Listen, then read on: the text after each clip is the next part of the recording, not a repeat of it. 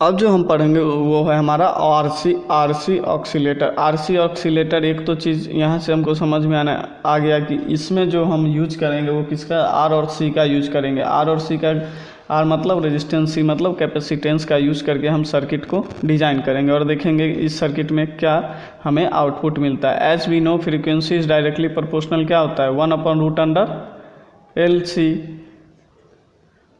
1 frequency जो होता है 1/√LC का होता है। इसीलिए generating low frequency signal required high value of L, यानी कि अगर हमें लो फ्रीक्वेंसी जनरेट करना है तो हमें क्या होगा, हाई फ्रीक्वेंसी, तो हमें जो इंडक्टेंस का वैल्यू होगा वो कितना हाई रखना होगा। अगर लो फ्रीक्वेंसी हमको जनरेट करना होगा तो इंडक्टेंस का वैल्यू और कैपेसिटेंस का वैल्यू हमें क्या करना पड़ेगा, हाई यहाँ पे करेंगे, तब तो ओवरऑल वैल्यू क्या हो जाएगा, ओवरऑल वैल्यू क्या होगा, कम होगा। अगर डिनोमिनेटर में अगर वैल्यू ज़्यादा होगा तो अगर हम इससे अगर हम डिवाइड करेंगे तो ओवरऑल वैल्यू क्या होगा, कम मिलेगा। अगर डिनोमिनेटर में अगर वैल्यू कम होगा तो ओवरऑल वैल्यू क्या मिलेगा, ज़्यादा मिलेगा। अगर हमें लो फ्रीक्वेंसी चाहिए तो उस केस में हम क्या करेंगे, तो देखिए अगर ज़्यादा वैल्यू का इंडक्टर होगा तो क्या होगा, हमारा जो सिस्टम जो होगा वो बल्की हो जाएगा और मैसिव इंडक्टर, यानी कि इंडक्टर का डिज़ाइन फिर भी क्या हो जाएगा, ज़्यादा हो जाएगा। तो वो ज़्यादा होगा तो हमारा कॉस्ट क्या हो जाएगा, एक्सपेंसिव हो जाएगा, यानी कि इंक्रीज कर जाएगा। And circuit miniaturisation will not be possible, और सर्किट को मेंटेन करना पॉसिबल नहीं हो पाएगा। तो उसी को हमने दूर करने, यानी कि मेनली हम आरसी ऑक्सीलेटर का यूज़ क्या कर रहे हैं, लो फ्रीक्वेंसी जनरेट करने के लिए कर रहे हैं। फॉर जनरेटिंग ऑडियो फ्रीक्वेंसी, यानी कि ऑडियो फ्रीक्वेंसी मतलब 20 हर्ट्ज से लेके 20 किलो हर्ट्ज तक का अगर हमें फ्रीक्वेंसी को जनरेट करना है तो हम कौन सा ऑक्सीलेटर यूज करेंगे, आरसी ऑक्सीलेटर इज यूज्ड।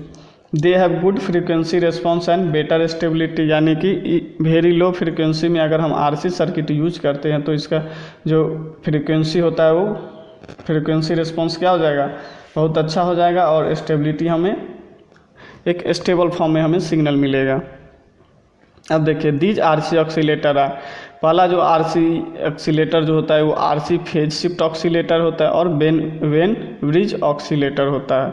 अब हम स्टडी करेंगे आरसी फेज शिफ्ट ऑक्सीलेटर, यानी कि एक चीज़ तो हमें पता चला है यहाँ नाम से ही, आरसी फेज शिफ्ट, यानी कि आरसी नेटवर्क का यूज करके आरसी का एलिमेंट का रेजिस्टेंस और कैपेसिटेंस का हम यूज करके हम फेज शिफ्ट प्रोवाइड कराएंगे, यानी कि 0 डिग्री, 30 डिग्री, 60 डिग्री, 180 डिग्री अगर हमें फेज शिफ्ट प्रोवाइड कराना होगा तो किससे के हेल्प से करेंगे, हम आरसी फेज शिफ्ट। जैसे कि हमने अपने लीडिंग लैगिंग में एक चीज़ पढ़ाए थे आपको, जैसे लीडिंग लैगिंग में एक हम एग्जांपल आपको ले लेते हैं। हमारा एक सिग्नल था जो कि यहाँ से शुरू हो रहा था एज ए 0 डिग्री से ऐसे, लेकिन अगर हमें नेक्स्ट सिग्नल को अगर हमें ट्रांसमिट करना होगा, नेक्स्ट सिग्नल को अगर हमें ट्रांसमिट करना होगा तो बोल रहा है आफ्टर 60 डिग्री के बाद हमारा नेक्स्ट सिग्नल स्टार्ट होना चाहिए। तो मान लीजिए ये हमारा, तो इसका यूज हम यहीं पे करते हैं। ये देखिए ये हमारा क्या हो गया, लीडिंग लैगिंग का केस हो गया, यानी कि यहाँ पे फाई हो गया। फाई यहाँ पे क्या है, अगर 60 डिग्री हमें फेज शिफ्ट प्रोवाइड करवाना है बिटवीन 2 सिग्नल तो हम किसका यूज़ करेंगे, आरसी फेज शिफ्ट ऑक्सीलेटर का यूज करेंगे। तो आइए अब हम देखते हैं आरसी फेज शिफ्ट ऑक्सीलेटर हो। ये देखिए हमारा आरसी फेज शिफ्ट ऑक्सीलेटर है। आरसी फेज शिफ्ट ऑक्सीलेटर का ये हमारा क्या इक्विवेलेंट सर्किट डायग्राम है, जो बेसिक सर्किट डायग्राम है उसके बारे में। इसमें देखिए हमने कैपेसिटेंस का यूज किया है, कैपेसिटेंस और हमारा कौन सा है, रेजिस्टेंस का यूज़ किया है। इनपुट जो भी इनपुट वोल्टेज देते हैं हम किसके, कैपेसिटेंस और रेजिस्टेंस के अक्रॉस हमें वोल्टेज देते हैं, और आउटपुट हमें किसके अक्रॉस मिलता है, आउटपुट हमें रेजिस्टेंस के अक्रॉस मिलता है। तो मेन हमारा 2 ही सर्किट फेज शिफ्ट ऑक्सीलेटर में हम 2 ही एलिमेंट यूज करेंगे, रेजिस्टेंस और कैपेसिटेंस का यूज़ करके हम फ्रीक्वेंसी को है लो फ्रीक्वेंसी को हम जनरेट करेंगे। फर्स्ट लाइन है क्या बोला है, देखिए RC phase shift oscillator use resistor capacitor network to provide the phase shift required by the feedback signal, यानी कि अगर हमें फेज शिफ्ट चाहिए, जो हमें डिजायर्ड वैल्यू है फेज शिफ्ट का, अगर उसको हमें चाहिए तो हम क्या करेंगे, आरसी नेटवर्क का यूज करके यानी कि आरसी फेज शिफ्ट ऑक्सीलेटर का यूज करके हम प्राप्त कर सकते हैं। अब देखिए transfer function of the given network. इस नेटवर्क का ट्रांसफ़र फंक्शन क्या होता है? ट्रांसफ़र फंक्शन जो होता है हमारा आउटपुट अपॉन इनपुट होता है। आउटपुट है, आउटपुट किसके क्रॉस ले रहे हैं? आर, तो आर दे दिए। ट्रांसफ़र फंक्शन क्या होता है? Output upon input. आर हमारा क्या है? आर के क्रॉस आउटपुट ले रहे हैं। आर इनपुट में क्या है? सी और ये दोनों के बीच में ही तो हम इनपुट प्रोवाइड करा रहे हैं, यानी कि R plus 1 upon J omega C. X C का वैल्यू क्या होता है? 1 अपॉन जे ओमेगा सी होता है। अब देखिए ये दोनों को हम यहाँ पे क्या किए? एलसीएम ले लिए, तो जे ओमेगा सी आ जाएगा, जे ओमेगा सी आएगा। अब जे ओमेगा सी को हमने क्या किया? हमने ऊपर भेज दिया, जे ओमेगा सी को ऊपर भेज दिया, तो ये हमारा क्या हो जाएगा? J omega C R upon 1 plus J omega C R. तो हमारा क्या हो गया? J omega C R upon 1 plus J omega, इसको हमने क्या किया? एलसीएम ले लिया। एलसीएम लेके जो हमारा नीचे वाला पार्ट था, जब हम इसको नीचे वाला पार्ट को क्या कर दिए? मल्टीप्लिकेशन किए तो ऊपर चला गया। अब देखिए हम मैग्नीट्यूड और एंगल का शिफ्ट निकालते हैं। मैग्नीट्यूड क्या हो जाएगा? ये हमारा इमेजिनरी पार्ट है, ये हमारा रियल पार्ट है, तो क्या हो जाएगा? ओमेगा सी आर अपॉन, इसका हम मैग्नीट्यूड कैसे निकालते हैं? रूट अंडर 1 का square plus omega square C square R square. तो मैग्नीट्यूड, ये इमेजिनरी पार्ट था, हमें मैग्नीट्यूड निकालना है। एक्स स्क्वायर प्लस क्या होता है? जो इमेजिनरी का जो रियल पार्ट होता है उसका स्क्वायर होता है, यानी कि 1 plus omega square C square. जे जहाँ भी जे होता है उसका एंगल कितना होता है? 90 डिग्री होता है, यानी कि जे को हम लिख दिए एंगल 90 डिग्री। अब देखिए इसमें जब हमारा सिग्नल किसके फॉर्म में होता है? 1 plus J omega C are के फॉर्म में होता है, तो इसका एंगल जो हम निकालते हैं tan inverse imaginary upon real. Imaginary क्या है? ओमेगा सी आर है, ओमेगा सी आर अपॉन 1। अब देखिए हमने क्या किया? नेक्स्ट स्टेप में हमने किया omega C R. Next step में देखिए omega C R upon root under 1 plus omega square C square R square, as it is रहने दीजिए। अब देखिए एंगल 90 डिग्री, ये जो एंगल ऊपर जाएगा तो क्या हो जाएगा? घट जाएगा, माइनस हो जाएगा। तो 90 degree minus tan inverse omega C R, यानी कि ये हमारा क्या हो गया? ऊपर गया तो माइनस हो गया। अब देखिए नेक्स्ट पॉइंट में क्या बोल रहा है?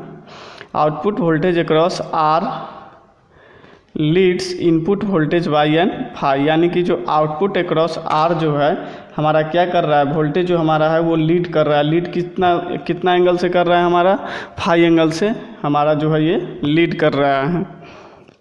लीड क्यों कर रहा है? क्योंकि हमने यहाँ पे कैपेसिटर का यूज़ किया है, तो कैपेसिटर में क्या होगा? यहाँ पे हमारा लीड कर रहा है।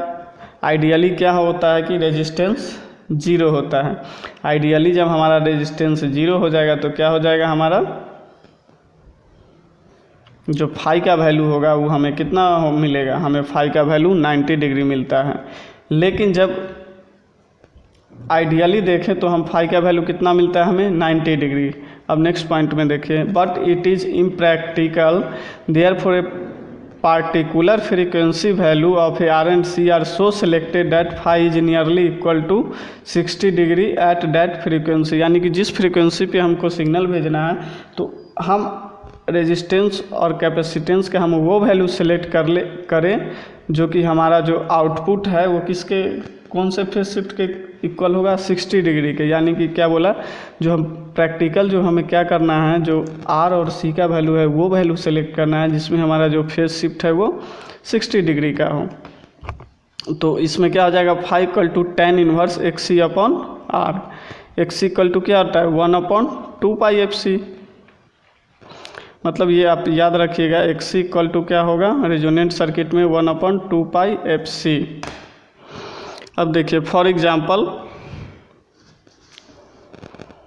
Total phase shift required is 180 degree. अगर हमें टोटल फेज शिफ्ट अगर 180 डिग्री चाहिए to obtain this 3 such section are connected in cascade. अगर हमें टोटल 180 डिग्री का फेज शिफ्ट चाहिए तो हम क्या करेंगे? आर और सी का हम 3 सेक्शंस को एज ए कैस्केड में कनेक्टेड कर देंगे। देखिए आर और सी ये दोनों मिलके तो हमें 60 डिग्री दे रहा है फेज शिफ्ट। अगर हमें 180 डिग्री चाहिए तो क्या होगा?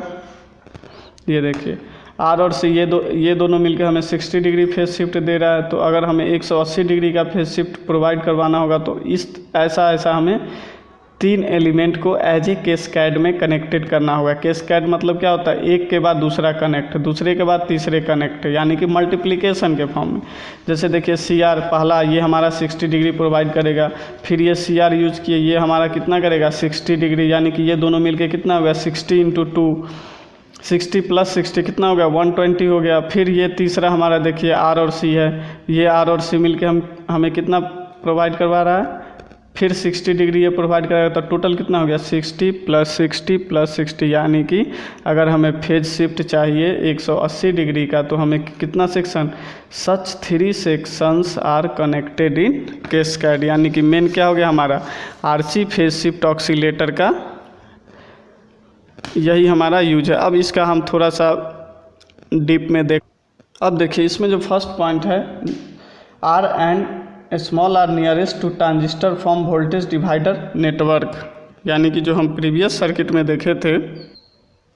अब देखिए इसमें जो बोला R1 and R nearest to transistor, देखिए R1 एंड R ये क्या है R1 एंड R ये ट्रांजिस्टर के नियरेस्ट में है, फॉर्म वोल्टेज डिवाइडर नेटवर्क, यानी कि R1 और R का यूज हम इस सर्किट में किस लिए किए हैं, वोल्टेज को डिवाइड करने के लिए किए हैं। RE इमीटर रजिस्टर, RE जो है हमारा इमीटर रजिस्टर है, इम्प्रूव्स द स्टेबिलिटी, यानी कि यहाँ पे हमको स्टेबिलिटी इम्प्रूव करने के लिए हम RE का यूज किए हैं। CE एंड C0, CE हमारा देखिए इसको इमीटर कैपेसिटेंस बोलेंगे और C0 हमारा आउटपुट कैपेसिटेंस, या CE and C are the emitter bypass capacitor and output DC coupling capacitor, यानी कि C हमारा क्या है output emitter bypass capacitor and output DC coupling capacitor, यानी कि जो आउटपुट देगा ये हमारा क्या है कपलिंग कैपेसिटर है। अब देखिए नेक्स्ट पॉइंट में the circuit also show 3 RC network employed in the feedback part, देखिए 3 RC, यानी कि हमने क्या किया है 3 RC नेटवर्क को यूज़ किया है एज ए फीडबैक पाथ में। तो फीडबैक पाथ कैसे होगा, देखिए फीडबैक पाथ ये है हमारा, ये हमारा आउटपुट है, आउटपुट से यहाँ देखिए फीडबैक के फॉर्म में आ रहा है, इनपुट के फॉर्म में देखिए ये हमारा क्या है आउटपुट फीडबैक के फॉर्म में आ रहा है, तो हमारा यही। अब देखिए this arrangement causes the output waveform to shift by 180 degree during its course of travel from output terminal to the base of the transistor, यानी कि जो हमारा ये अरेंजमेंट हमने जो इक्विवेलेंट सर्किट डायग्राम देखिए जो अरेंजमेंट हमने यूज किया है वो कितना फेज शिफ्ट प्रोवाइड करा रहा है 180 डिग्री का, फ्रॉम कहाँ से कहाँ, from output terminal to the base of the transistor. अब देखिए next this signal will shifted again by 180 degree by the transistor and phase difference between the input and output terminal will be 180 degree in case of common emitter configuration, यानी कि जो हम इस configuration का use किए हैं वो हमें कितना फेज शिफ्ट प्रोवाइड करा रहा है 180 डिग्री, यानी कि इस साइकिल पे 180 डिग्री का हमें फेज शिफ्ट प्रोवाइड करेगा और हमें सिग्नल को जो सिग्नल हमें चाहिए वो सिग्नल हमें मिल जाएगा।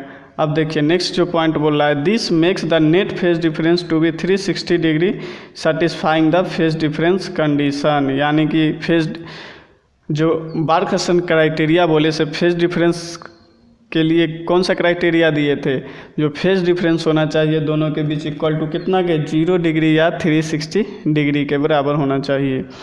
अब नेक्स्ट जो हमारा है the generalize expression for the frequency of oscillation produce by RC phase shift oscillator is given by, यानी कि जो जनरलाइज्ड इक्वेशन होता है फ्रीक्वेंसी निकालने के जब हम RC फेज शिफ्ट सर्किट का यूज करते हैं तो उसमें क्या हो जाएगा F = 1/2 पाई RC √2n, ये हमारा क्या होता है फिर RC फेज शिफ्ट में फ्रीक्वेंसी निकालने का फार्मूला होता है। F = 1/2 पाई RC, RC क्या हो गया रेजिस्टेंस का वैल्यू, C क्या हो गया कैपेसिटेंस इंटू √2n क्या हो गया n is the number of RC stage formed by resistor capacitor C।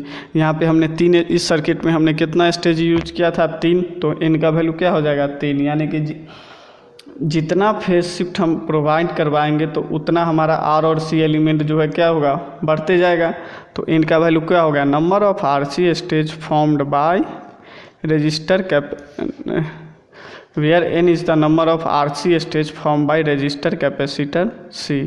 यहाँ पे हम रजिस्टर कैपेसिटर का 3 कॉम्बिनेशन यूज किए हैं, 3 कॉम्बिनेशन मिलके हमें कितना का फेज शिफ्ट प्रोवाइड करा रहा है 180 डिग्री का, तो n का वैल्यू क्या हो जाएगा 3 हो जाएगा। तो ये हमारा पूरा था आज का जो टॉपिक हमारा किसके बारे में था, RC फेज शिफ्ट के बारे में।